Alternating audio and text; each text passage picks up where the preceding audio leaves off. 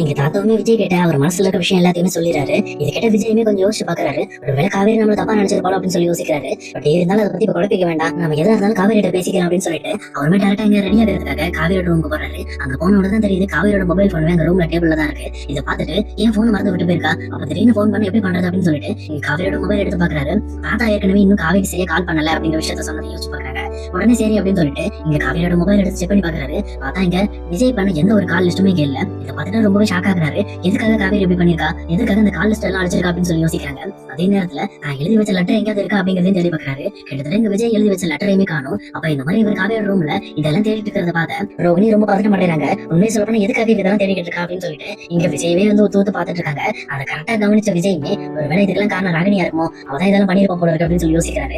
யோசிச்சுட்டு சரி ஓகே நம்ம கிளம்பலாம் அப்படின்னு சொல்லிட்டு டக்குனு ரெடி ஆயிட்டு அவருமே அங்கிருந்து வெளியில கிளம்பலாம்னு சொல்லி கிளம்புறாரு. மறுபடியும் தாத்தா இங்க இருந்து போனதுனால ராகினி மறுபடியும் வந்துட்டு விஜயோட மனசை மாத்துற மாதிரி இங்க பாருங்க, நீங்க நினைக்கிற மாதிரி எனக்கு தெரிஞ்சு காவேரின்னு உங்க மேல அன்பு வைக்கலாம் செய்யல. வெளியில அந்த வீட்டுக்குள்ள வந்ததுக்கு அப்புறம் காவேரி உங்களை ஒதுக்க ஆரம்பிச்சிட்டாங்க. அதை நான் சொல்லி உங்களுக்கு புரியணும் தேவையில்ல, போக போக நீங்களே புரிஞ்சுக்கோங்க அப்படின்னு சொல்லிட்டு இவங்களுமே வந்து லைட்டா வந்து ஒரு காவேரி மேல ஒரு குறைய போட்டு விட்டுட்டு அவங்க பாட்டுல அவங்க வேலையை பார்க்க போறாங்க. அதே நேரத்துல இங்க காவேரியோட மொபைல் எடுத்துட்டு இவருமே டேரக்டா இங்க ஃபேக்டரியை பார்த்து போயிட்டு இருக்காரு. அந்த நேரம் கரெக்டா மறுபடியுமே ராகினி கால் பண்ணி இங்க காவேரியை வெறுப்பாத்தலான்ட்டு அவங்க மொபைலுக்கு கால் பண்றாங்க. கால் பண்ணது மட்டும் இல்லாம என்ன காவேரி பயங்கர பிசி போல இருக்கு, அங்க ஆபீஸ்க்கு போயிட்டு நீ ரொம்ப ஜாலியா இருக்க போல இருக்கு அப்படின்னு சொல்லிட்டு இங்க காவேரியை வெறுப்பேத்துறாங்க.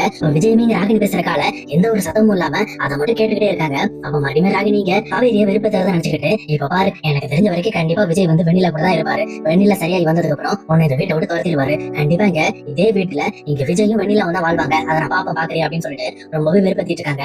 அதுக்கப்புறம் இதெல்லாம் கேட்டுட்டு ரொம்பவே டவுட் ஆயிடுது அவங்களுக்கும். என்ன இது நான் இவ்வளவு பேசிட்டு இருக்கேன், உனக்கு கோவம் வரலையா அப்படின்னு சொல்லி கேட்கறாங்க. அப்ப ஆப்போசிட் சைட்ல இருந்து விஜய் அதாவது சொல்லப்போனா ராகினி நீ பேசுற விஷயம் எல்லாம் எனக்கு பயங்கரமா கோபம் வருதுதான். ஆனா இப்ப நான் ஃபேக்டரிக்கு ஒரு வேலையை போயிட்டு இருக்கேன். அந்த வேலையை முடிச்சுட்டு வந்து நீ யாரு என்ன பண்ற, நீ பண்ண விஷயத்துக்குலாம் நான் என்ன பண்ணணும் அப்படிங்கறதெல்லாம் நான் வந்து ரியாக்ட் பண்ணிக்கிறேன் அப்படின்னு சொல்லிட்டு அவருமே வந்து காலை கட் பண்றாரு. அப்பதான் இங்க ராகினிக்குமே பெரிய வருது. ஐயோ நம்ம இவ்வளவு நேரம் பேசிட்டு இருந்தது விஜய் கிட்ட, அப்ப காவேரியோட மொபைல் விஜய் கிட்ட தான் இருக்கு அப்படின்னு சொல்லி புரிஞ்சுக்கிறாங்க.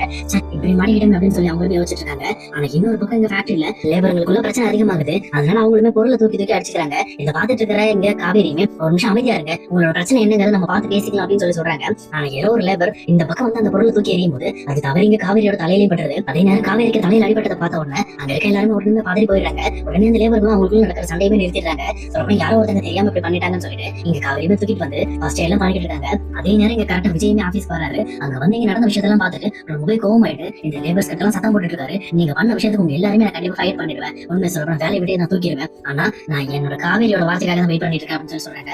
காவேரியுமே இல்ல அவங்க தெரியாம பண்ணிட்டாங்கன்னு நினைக்கிறேன், அவங்க பிரச்சனை எல்லாமே இதுக்கு மேல வேலை செய்வாங்க, அவங்களோட கோரிக்கை என்னன்னு கேட்டு நீங்க அதை முதல்ல பூர்த்தி பண்ணுங்க அப்படின்னு சொல்லிட்டு இங்க விஜய்க்கு மறுபடியும் சொல்றாங்க. அதுக்கேற்ற மாதிரி விஜயுமே இங்க காவேரியோட நல்ல மனசை புரிஞ்சுக்கிட்டு அந்த லேபர்ஸோட தேவைகள் எல்லாம் கேட்டு அவங்களுக்கு தேவையானதெல்லாம் பூர்த்தி பண்றாங்க. அதே நேரத்துல இங்க விஜய் காவேரி பக்கத்துல வந்து என்ன மன்னிச்சிரு காவேரி, உண்மை சொல்ல போனா நான் உனக்கு கால் பண்ணேன், இது நான் கால் பண்ணும்போது இந்த மாதிரி ராகினி தான் உன்னோட மொபைல் எடுத்து நான் கால் பண்ண கால் ஹிஸ்டரி எல்லாம் அடிச்சிருக்கா அப்படின்னு சொல்லி சொல்றாங்க. அப்ப இங்க காவேரியுமே என்ன சொல்றீங்க, என்ன சமாளிக்கிறதுக்காக போய் சொல்றீங்க அப்படின்னு சொல்லி கேட்கறாங்க. அப்ப அதுக்கேற்ற மாதிரி விஜயுமே இங்க பாருங்க என்னோட கால் லிஸ்ட்னு சொல்லிட்டு இங்க விஜயுமே தன்னோட கால் லிஸ்ட் எடுத்து காட்டுறாங்க. அப்பதான் புரிஞ்சுக்கிறாங்க. அது மட்டும் இல்லாம விஜயுமே ரொம்ப மனம் திறந்து இங்க பாருங்க காவேரி என்ன நினைச்சாலும் சரி, நீங்க நான் கண்டிப்பா என் லைஃப்ல நீங்க மட்டும் தான் என்னோட மனைவி, வெளியில சரி பண்ணுறதுக்காக மட்டும் நான் ட்ரை பண்ணிட்டு இருக்கேன் தவிர அவங்க எல்லாத்தையும் சரியானதுக்கு அப்புறம் மறுபடியும் அவங்க கூட சேர்ந்து வாழணுன்ற எண்ணம் எனக்கு கிடையாது.